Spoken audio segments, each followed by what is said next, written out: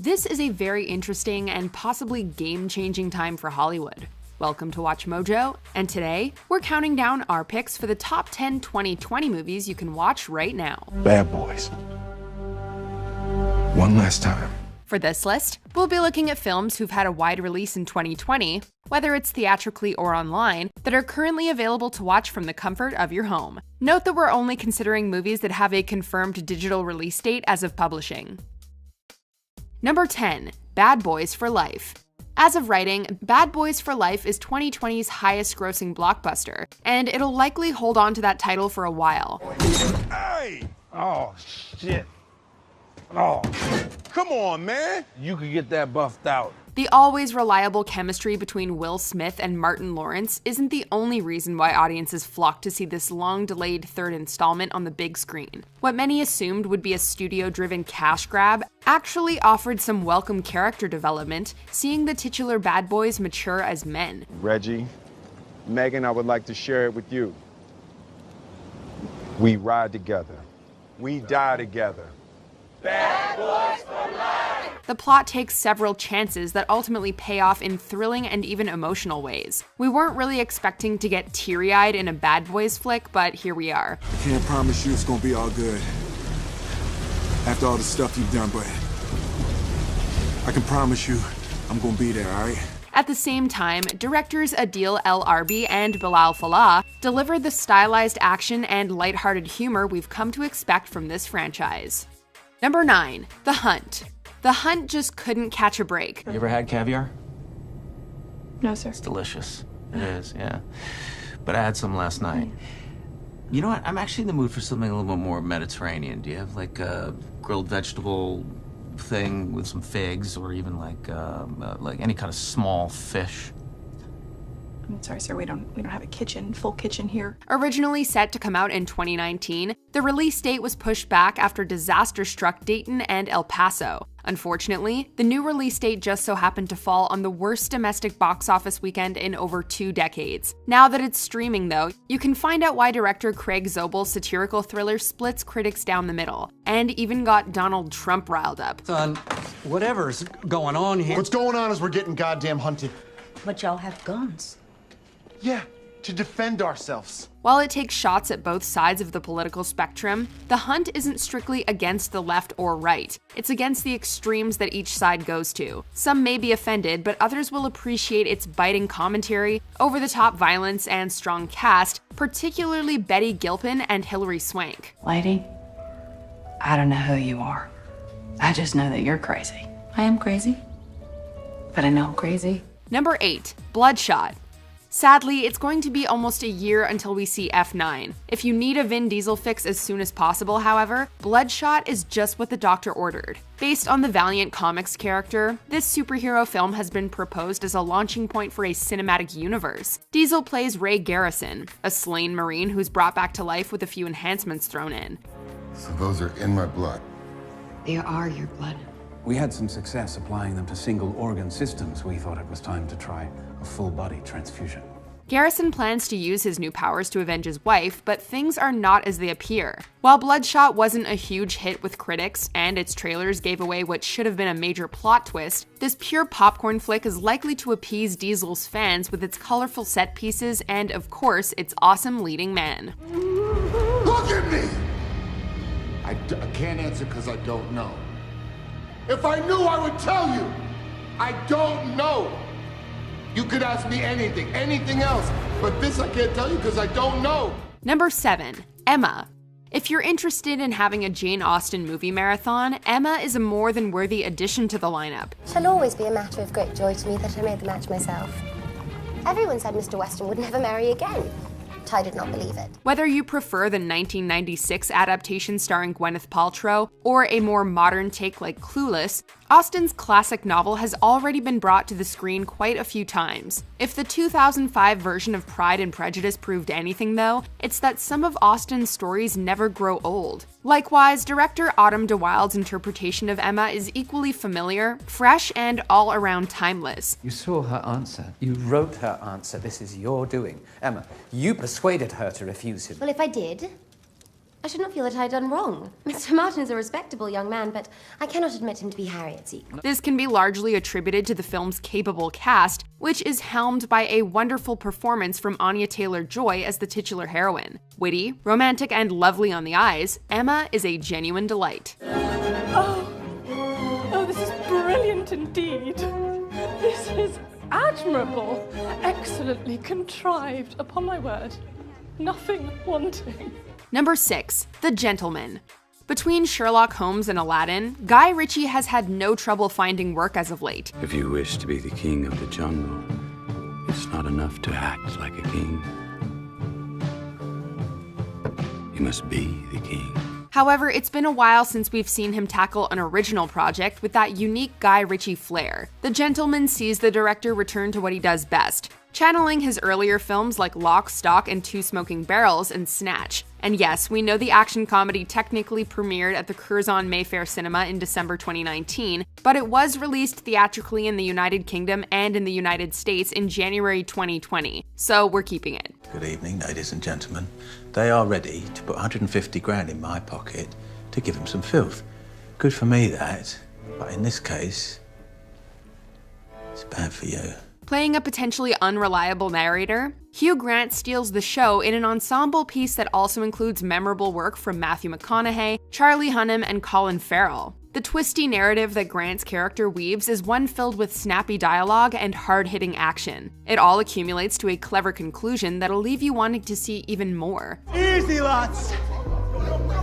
I'm sure you're all road men, gangsters, proper naughty boys, and all that bollocks. But I come in peace. I'm not trying to steal it, I'm trying to buy it. The Gentleman 2, anyone? Number 5. The Way Back. The Way Back at times parallels Ben Affleck's own life. What's going on with you? What's new? Not much. Are you seeing anybody? No. Affleck stars as Jack Cunningham, a former high school basketball player who seemed destined for greatness. After numerous missteps, though, Jack finds himself middle-aged, drinking too much, and on the verge of divorce. Jack is given a shot at redemption when he's asked to coach his old team, but the film doesn't play out exactly how one might expect. Although it doesn't reinvent the sports drama genre, The Way Back is a more mature story than we're used to. Yeah, I'm serious. We're 1-9. You're out there jumping around like you hit the Powerball. You're embarrassing yourself. Win a few games, we can talk about bringing it back, but for now, that act's retired. The adolescent players don't act like the ones you'd find on Disney Channel, and the resolution is more poignant than victorious. It's anchored by one of Affleck's best performances, authentically conveying Jack's inner demons.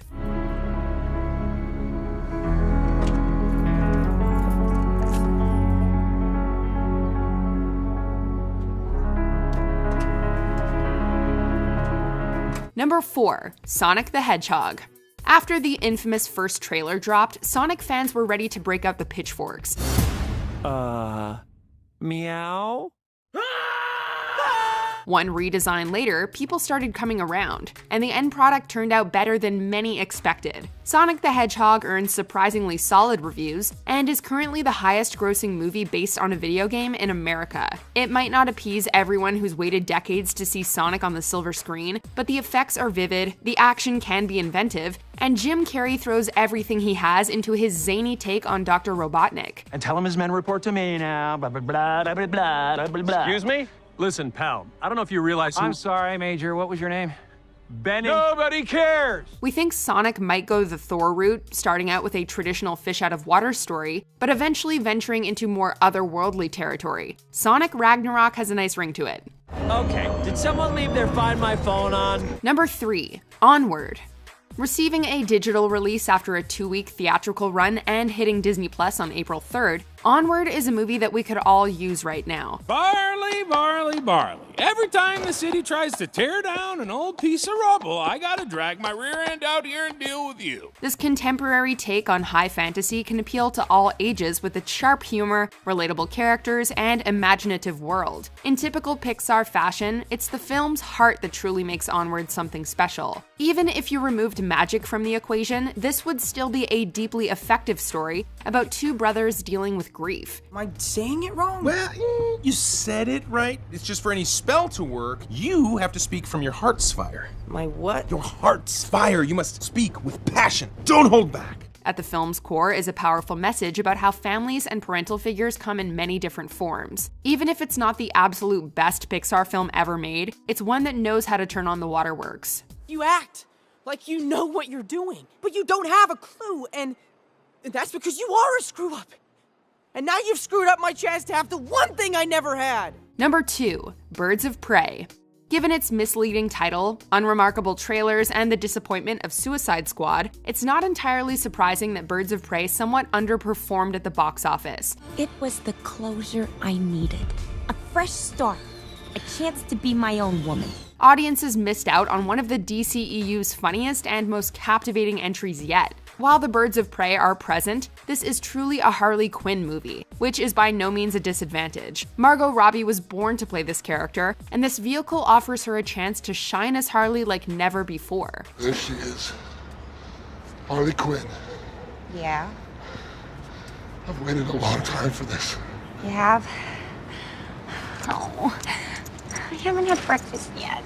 Following Deadpool's example, this film earns its R rating and does right by its main character, complete with hilarious fourth wall breaks. Cathy Yan also demonstrates promising chops as an action director, making the visuals explode off the comic book pages and onto the screen. You have to show them that you're serious. Blow something up. Shoot someone. Nothing gets a guy's attention like violence. Before we unveil our number 1 pick, here are some honorable mentions. What do you say, Spence? Hey, Squeeb. Hey, here's a little fun fact for you. You know, saguaro cactus lives for over 150 years? Now, you cut one down in Arizona, you can do a year in prison. Imagine that. Shit. I know guys that rob people in here doing less time than that. Before me, Raphael. Behind me, Gabrielle. To my left, Ariel. I don't really know anything about my family, but people have said that I look Irish. You look very Irish. You think so? Yeah. Well, maybe we're Irish sisters. Maybe we're Irish West African sisters. In this realm, Buck was king.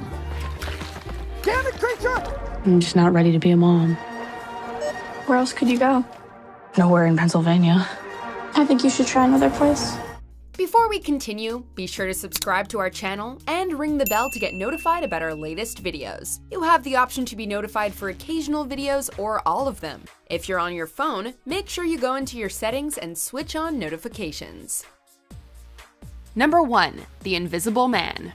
Upgrade remains among the most exciting, not to mention underrated films of recent years, and writer-director Leigh Whannell has done it again with The Invisible Man, bringing H.G. Wells' classic novel into the 21st century. Celia, what is going on? Are you okay? I'll explain later. Just go, Emily. Go. Whannell's version is just as much a stalker movie as it is a sci-fi movie, contributing to the real-world horror. Of course, even the film's sci-fi elements almost feel grounded in today's tech-savvy world. One night, I was sitting, and I was thinking about how to leave Adrian. I was planning the whole thing in my mind, and he was staring at me. The film belongs to Elizabeth Moss, who's utterly convincing as a woman who can't shake the feeling that her supposedly deceased partner is watching her. Whether viewed in a dark theater or home alone at night, this is a first-rate thriller that'll leave you on edge in all the right ways. I love you. You're like a cop, Emily, and you have this brute force strength that is so comforting.